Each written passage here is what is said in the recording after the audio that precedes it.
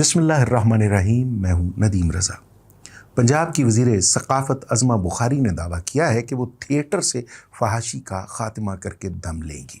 इस सिलसिले में उन्होंने मुख्तलिफ़ ड्रामा हॉल्स पर छापे भी मारे हैं। उन्होंने थिएटर की फ़नकाराओं को वार्निंग दी है और ये दावा किया है कि वो ये सिलसिला मुसलसल जारी रखेंगी। इस सिलसिले में हमें उन गीतों की फ़हरिस्त भी दिखाई दी है, सोशल मीडिया पे ये वायरल है, जिन गीतों पर रक़्स करने पर पाबंदी है। इन गीतों की फहरिस्त पढ़ने के बाद अंदाज़ा हुआ कि हमारे स्टेज ड्रामों में किस किस्म का लच्चरपन, किस किस्म की बेहयाई या किस किस्म के गीतों पर रक़्स होता है। वैसे आप YouTube पर सर्च करें तो आपको अंदाज़ा हो जाएगा कि आपके स्टेज ड्रामा का मयार क्या है। पहली बात तो ये है कि अज़मा बुखारी ने जो दावा किया है, ये दावा पहली बार नहीं हुआ। फ़हाशी का ख़ात्मा करने का इससे पहले जो सबसे बड़ा दावा था वो जनरल ज़ियाउल हक ने किया था। उनके दौर में हीरा मंडी बंद कर दी गई थी। हीरा मंडी में रक़्स व सुरूद की जो महफ़िलें बपा होती थीं, जो नाच गाने की मजालिस लगती थीं, उनके साथ जो जिस्म फ़रोशी का धंधा हुआ करता था, उस पर पाबंदी आयद हो गई। लेकिन उसके नतीजे में हुआ ये कि लाहौर की जो पोश आबादियाँ थीं, ये रक़्क़ासाएँ, ये जिस्म फ़रोश औरतें वहाँ मुंतकिल हो गई। फ़हाशी नहीं रुकी, सिर्फ हीरा मंडी बंद हुई। अब सवाल ये है, क्या अज़मा बुखारी का ये अमल स्टेज से फ़हाशी को वाकई ख़त्म कर देगा? और उसके बाद ये सवाल भी है कि फ़हाशी दर हकीकत है क्या? फ़हाशी की तारीफ़ क्या है? तो उर्फ़ आम में अगर हम देखें तो हर ऐसा अमल जो मुआशरे के तय करदा, वज़ा करदा उसूलों से मुतजावज़ हो, उसे फ़हाशी कहा जा सकता है। तो स्टेज ड्रामा, वैसे तो परफॉर्मिंग आर्ट, उसकी कोई भी शक्ल हो, उसकी कोई भी सूरत हो, वो तभी पॉपुलर होता है, तभी मकबूल होता है जब उसके देखने वाले मौजूद हों।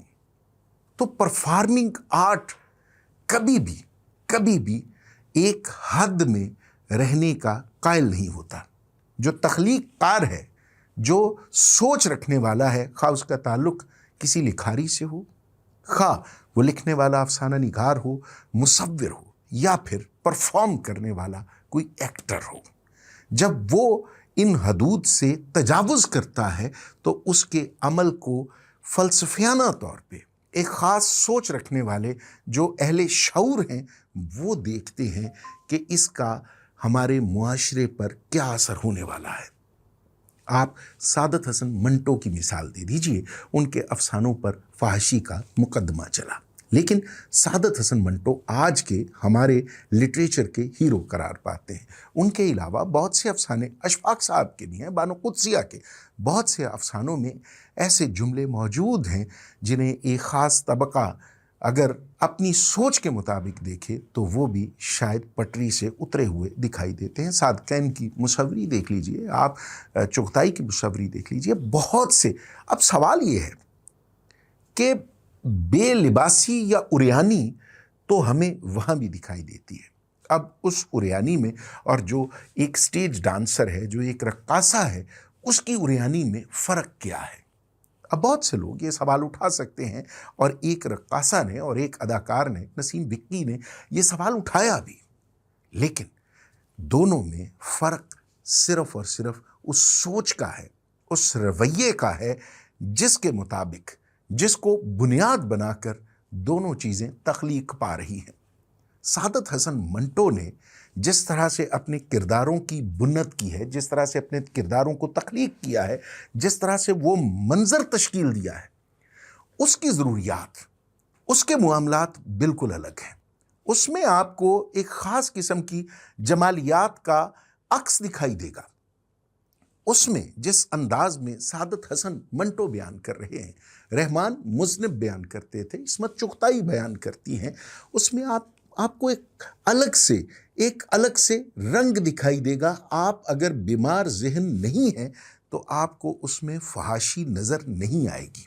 लेकिन अगर आपकी सोच बीमार है, अगर आप ये समझते हैं कि जो चीज़ सादकैन के कलम से तख्लीक, उसके ब्रश से तख्लीक पा रही है, उसमें जमालियाती हुस्न के बजाय फ़हाशी है, तो फिर इसमें आपकी सोच का कसूर है। दूसरी तरफ सफ़ा पलट के देखिए तो जो स्टेज की रक्कासा है, अगर तो वो रक्स करती है, उसका लिबास कैसा ही क्यों ना हो, शिमा करमानी है और बहुत सी खातीन हैं जो स्टेज पर रक्स करती हैं, लेकिन उनके रक्स में कहीं भी आपको फहाशी या वो दावत दिखाई नहीं देती जो हमारी स्टेज की मौजूदा फनकाराएं या जो पिछले कुछ अरसे में स्टेज पर परफॉर्म करती थीं उनके रक्स में नजर आती है। रक्स को जिस्म की शायरी या आज़ा की शायरी कहा जाता है। अब इस शायरी से तजावुज़ करना, इस रक्स को एक ख़ास नज़रिए से हटकर किसी और सोच के मुताबिक पेश करना फहाशी है। अब इस फहाशी को ख़त्म करने का जो ज़िम्मा उठाया है वज़ीर सकाफ़त ने, वो इसमें किस हद तक कामयाब होती हैं, अब ये इसका तो खैर आपको वक्त आने पर ही मालूम होगा। लेकिन एक बात ज़हन में रखिए कि फहाशी स्टेज पर हो, फहाशी किसी मजलिस में, किसी महफिल में हो, वो फहाशी ही होती है। स्टेज की अनपढ़ अदाकारा या स्टेज की उस अनपढ़ अदाकारा का रक्स देखने वाले गांव देहात से मेरे जैसे उजड़ जो 1000, 1500, 2000 की टिकट खर्च करके उसका बेहुदा डांस देखते हैं, नाच देखते हैं, आप उन पर, उनकी एंटरटेनमेंट पर तो पाबंदी आयद कर देंगे। क्या हमारी यूनिवर्सिटीज़ में, हमारे जो प्राइवेट कॉलेजेस हैं, जो रक्स वहाँ होता है, जो हमारी मेन स्ट्रीम की फनकाराएं वहाँ कंसर्ट करने के दौरान जो बेहुदगी का नाच वहाँ नाचती हैं, क्या आपको उनमें फहाशी दिखाई नहीं देती? अभी पिछले दिनों में कसूर के इलाके में एक पार्टी, डांस पार्टी पर छापा मारा गया। वहाँ से 40-50 मर्द व ज़न को गिरफ्तार किया गया। दावा ये किया गया कि यहाँ इस डांस पार्टी में नशा चल रहा था, शराब चल रही थी, नंगा नाच हो रहा था, जिना हो रहा, और न जाने क्या क्या कुछ उसमें डाल दिया गया। फिर पुलिस वालों ने खुद ही ये फैसला किया कि इन लोगों को दुनिया के सामने लाना बहुत ज़रूरी है। इससे कानून जो है उसकी अमलदारी जो है वो साबित होगी। सो उनकी वीडियो बनाई गई और उसे सोशल मीडिया पर वायरल भी किया गया। बहुत से कच्चे जहन के लोगों ने उस वीडियो को शेयर किया। अगरचे उसके बाद एक्शन लेते हुए जो पुलिस के आला अफसरान हैं, उन्होंने मुतलका लोगों को जिन्होंने ये वीडियो बनाई, वायरल की, उनको मुअत्तल कर दिया। लेकिन जो जग हंसाई, जो तमाशा उन लोगों का बना, बिलफर्ज उनमें से कोई लड़की गैरत के नाम पर कत्ल हो जाती है तो उसका जिम्मेदार कौन है? मैं ये नहीं कह रहा कि ये अच्छा अमल है। मेरा कहने का मकसद ये है कि कसूर में, मुस्तफाबाद ललियानी में जो पार्टी, जिस पार्टी पर छापा मारा गया, क्या आप जानते हैं कि लाहौर में ऐसे कितने स्पॉट हैं जहां ऐसी ही पार्टीज हर रोज, हर शाम मुनक्किद होती हैं? हमारे बेदियां रोड पर कितने फार्म हाउसेस हैं, शेखुपुरा रोड पर, रायविंड रोड पर कितने फार्म हाउसेस हैं जहां ये काम बाकायदगी से होता है, और कितने ही पोश इलाकों के घर हैं जहां दौर पे दौर चलते हैं जाम के।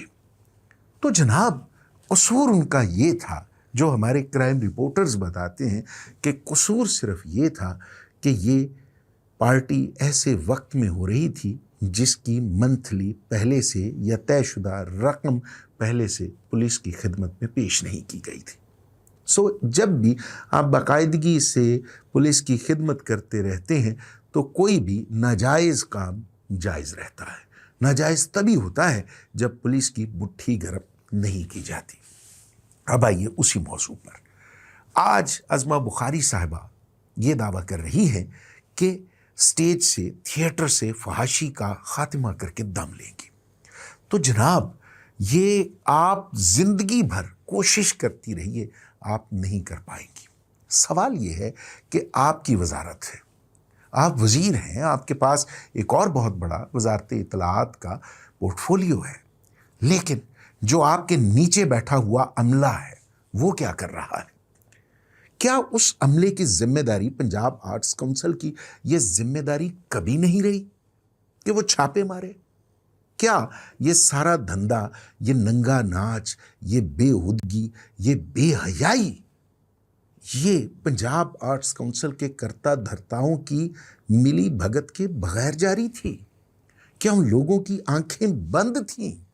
کیا ان کی آنکھوں پر پردہ تھا؟ یا پھر دوسری صورت یہ ہو سکتی ہے کہ آپ کا عملہ، آپ کے نیچے جتنے افسران ہیں، یہ سارے کے سارے اس مافیا سے ملے ہوئے ہیں جو ننگے ناچ کرواتا ہے، بےہودہ مجرے کرواتا ہے، جنہوں نے سٹیج کو پرفارمنگ آرٹ کی جگہ پہ بےہودگی کا مرکز بنا دیا۔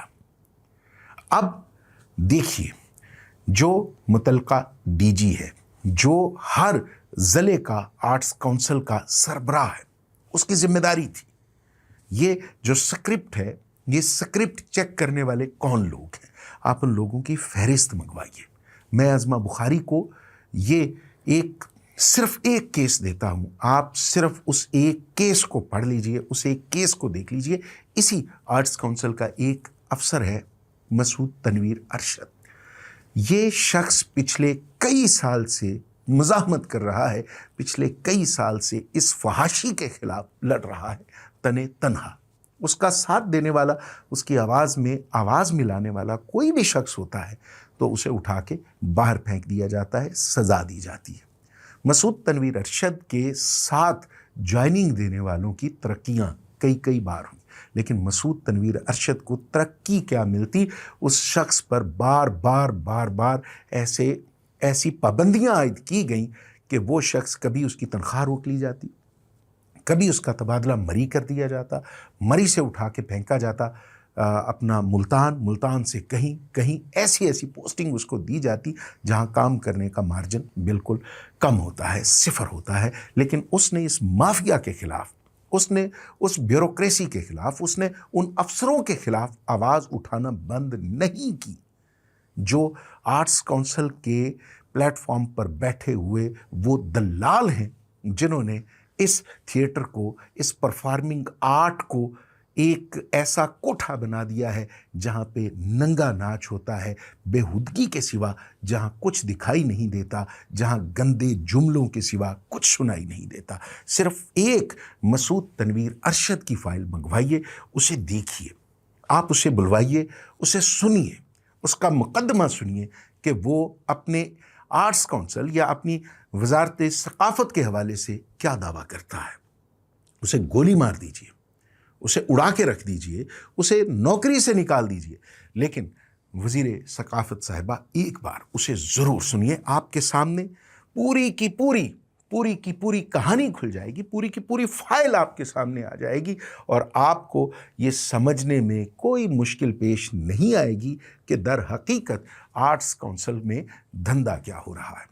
آپ سے پہلے جو بھی وزیر موصوف رہے وہ ایک تو مسخرے تھے جن کی گود میں ٹک ٹاکرز بیٹھا کرتی تھی، جو ایسی حرکتیں کیا کرتے تھے کہ جنہیں دیکھ کر کسی بھی شخص کا سر شرم سے جھک جاتا ہے۔ آج بھی وہ ایسی ہی گفتگو کر رہے ہیں جنہیں کوئی سیریس نہیں لیتا۔ ان سے پہلے بھی جو وزراء رہے ہیں انہوں نے کبھی اس آرٹس کونسل پہ، کبھی اس شعبے پہ توجہ نہیں دی۔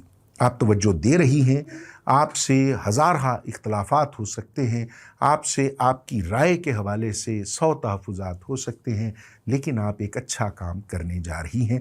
سٹیج ہو یا پھر کہیں بھی کسی بھی جگہ پہ فحاشی، بےہودگی، لچرپن، اس کی گنجائش نہیں ہونی چاہیے۔ بیمار معاشرے کو اگر آپ یہ کوئی شخص دلیل دیتا ہے کہ ہر شخص کا اپنا جو جی چاہے وہ کرے، تو کیا آپ کسی نشئی کو اس کی پسند کا نشہ دینے کو جائز سمجھتے ہیں؟ کیا آپ اس عمل کو جائز سمجھتے ہیں کہ میرا من چاہتا ہے میں بے لباس ہو کر، کپڑے اتار کر سڑکوں پہ پھروں؟ اس چیز کی، ایسے کسی عمل کی اجازت نہیں دی جا سکتی جو معاشرے کے طے شدہ اصولوں، ضوابط سے متجاوز ہو۔